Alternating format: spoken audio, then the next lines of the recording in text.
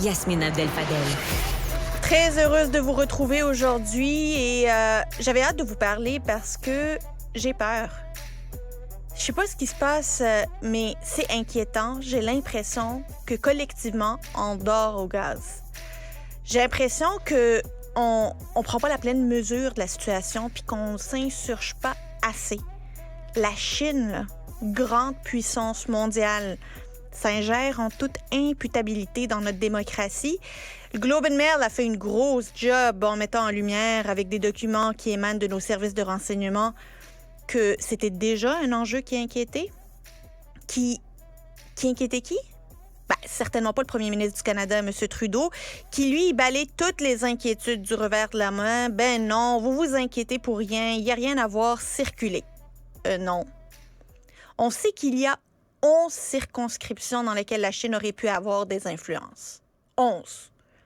Et on sait qu'une de ces circonscriptions, actuellement représentée par le député Han Dong, qui est un député libéral, est une de ces 11 circonscriptions. On le sait. On apprend que le Parti communiste chinois y aurait favorisé ce député. Puis d'après le reportage, le bureau du premier ministre était au courant que cet élu, et c'est important d'être au conditionnel, là, que cet élu serait sous l'influence de la puissance chinoise. Le bureau du premier ministre, on dit qu'il le savait avant même la tenue des dernières élections de 2021. Ils ont tout de même laissé faire. Ils n'ont rien fait, rien dit. Ils n'ont pas cherché à en apprendre plus. Puis c'est là où on se pose la question, est-ce que le gouvernement prend au sérieux ces menaces à notre démocratie? Pourquoi est-ce qu'il tolère ces allégations sérieuses et très graves?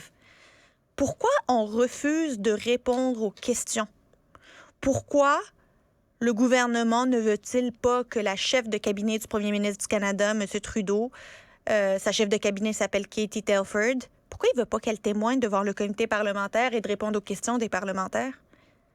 Puis plus le gouvernement s'entête à éviter ces questions, à se faire avare de réponses, à balayer les préoccupations légitimes, plus on a l'impression qu'il cache quelque chose et plus la tenue d'une enquête publique devient légitime et nécessaire. Quand l'ancien chef des services canadiens du renseignement de sécurité, Richard Fayden, et l'ancien directeur général d'Élections Canada, Jean-Pierre Kingsley, soutiennent l'idée d'une enquête publique, c'est que c'est sérieux. C'est que c'est à prendre avec le plus grand des sérieux. Les experts s'insurgent, les partis d'opposition s'insurgent. Est-ce que le gouvernement attend que la population perde confiance envers les élections pour agir? Ça serait profondément triste et cynique comme démarche. Des analyses sur le monde